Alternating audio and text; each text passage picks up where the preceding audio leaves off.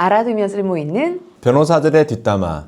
안녕하세요. 한 변호사 함철성 변호사. 배 변호사 배양미 변호사입니다. 우리 아들이 참 맘스터치 좋아하는데 둘째가 맘스터치에서도 어느 여자가 완전 난동을 폈더라고.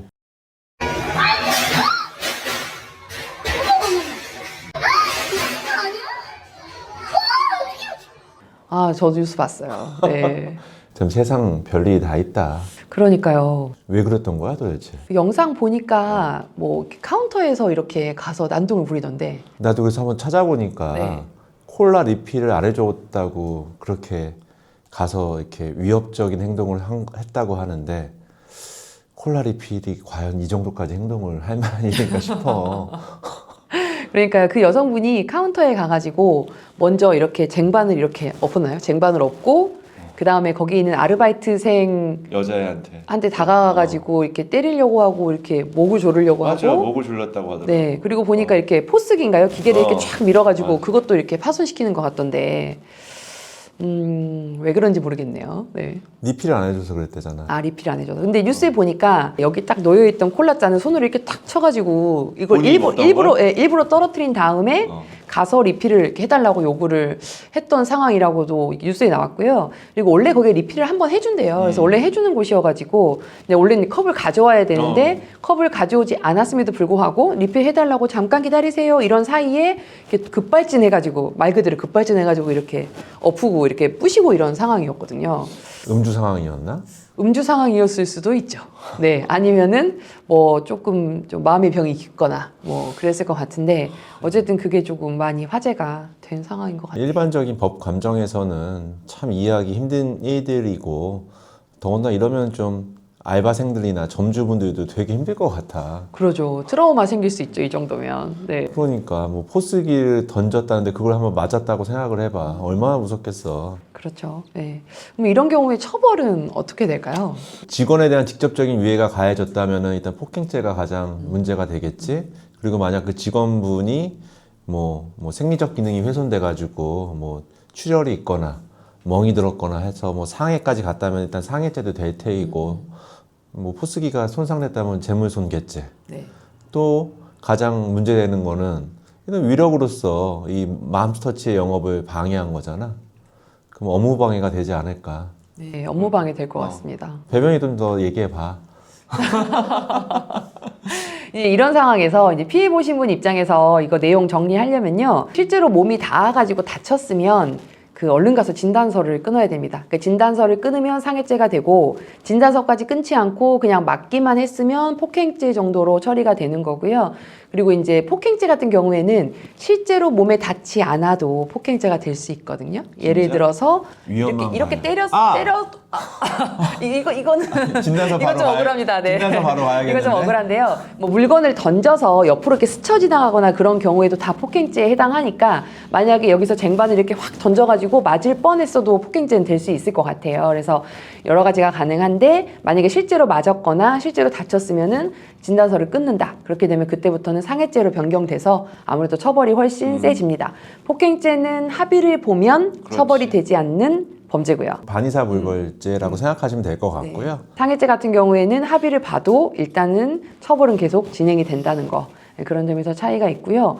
업무방해죄 같은 경우는 뭐 이렇게 하면 다 업무방해죄가 되나요? 업무방해 행위태양을 충족시켜 줘야겠지.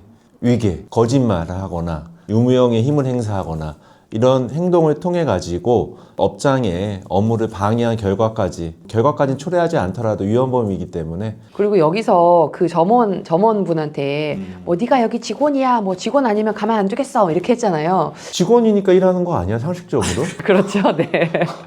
아니 직원이니까 일하지. 그럼 뭐 지나가는 행인이 뭐 카운터 가서 일할 것도 아닌데 그 왜 아무리 봐도 술 취하신 것 같은데. 그럴 수도 있죠. 네. 근데 그분이 욕설까지는 쓰지 않은 것 같아요. 이렇게 어쨌든 그렇게 막 그렇게 따지고 이렇게 굉장히 불쾌하고 되게 무한하게 만들었잖아요. 요게 모욕죄도 될까요? 일단은 모욕죄가 성립하려면은 공연히 사람을 모욕해야 하는데 욕설까지 가지 않았다면은 모욕죄 성립은 좀 힘들지 않을까. 저도 모욕죄까지는 좀 힘들 것 같고. 뭐 네. 욕을 했다면 모욕죄가 될 수 있겠지. 네. 사실은 이제 현실에서 이런 케이스들은 보통은 주치자 많이 취하신 분들이죠. 그런 분들이 많이 일으키는데 그런 경우에 대부분 욕설을 동반하죠. 욕설이 동반되면 그 경우는 모욕죄도 되는데 이 케이스는 이제 그러진 않았던 것 같고요. 술 취했을 가능성과 정신적으로 아플 가능성 뭐가 높을 것 같으세요? 둘 다일 것 같지만 그래도 나는 하나에 걸려고 한다면은 아픈 사람 같아. 그럴 수도 있겠죠. 네. 이렇게 아프면은 맨날 얘기하잖아. 맨날 나중에 법원 가서 단골 멘트 있잖아. 내가 심신이 미약해가지고 여기까지 왔으니까 선처해 주시기 바랍니다.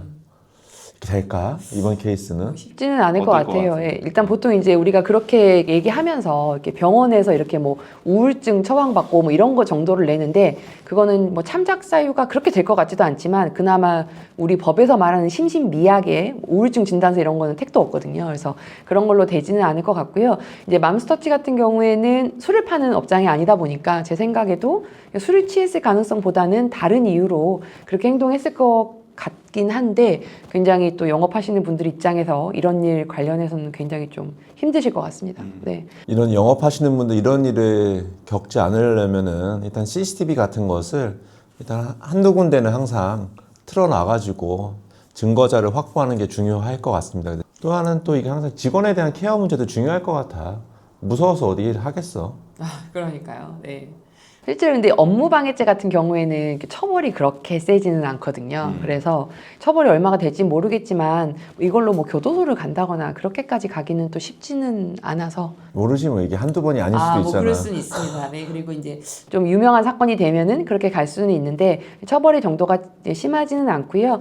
진짜 처벌이 많이 되는 거는요, 저희가 많이 사례를 보는 거는 공무집행 방해로도 많이 연결은 됩니다. 이렇게 해서 이제 경찰이 이제 삐뽀삐뽀 출동을 하면 이미 이제 취해 있으면 눈에 안 보이거든요. 그래서 뭐 네가 경찰이야부터 시작해가지고 이제 계속 그 상태로 나아가게 되면 그건 이제 공무집행 방해죄로 넘어가게 되거든요. 근데 그 경우에는 굉장히 처벌이 세지죠. 공무집행 방해로 들어가면서부터는. 그래서 공무집행 방해의 경우에 이것도 한 3번 정도 누적되잖아요. 그럼 우리 음주운전 삼진아웃처럼 공무집행 방해 때도 삼진아웃 됩니다. 그래서 공무집행 방해가 한 3번 정도 누적되면 실형 나오거든요. 그래서 교도소 가야 되는 아주 엄격한 범죄로 넘어가니까 이 경우는 이제 경찰이 출동한 다음에는 얌전했던 것 같아요. 경찰이 출동을 실제로 했고 얌전했는데 이런 경우에 계속 난동이 계속돼가지고 경찰이 와서까지 경찰분을 때리거나 뭐 욕하고 뭐 발로 차고 뭐 이런 상태로 이제 계속 가게 되면은 공무집행 방해죄로 처벌이 되고 그 기록이 누적돼 있는 분들 술 마시고 많이 누적이 되시거든요 실제로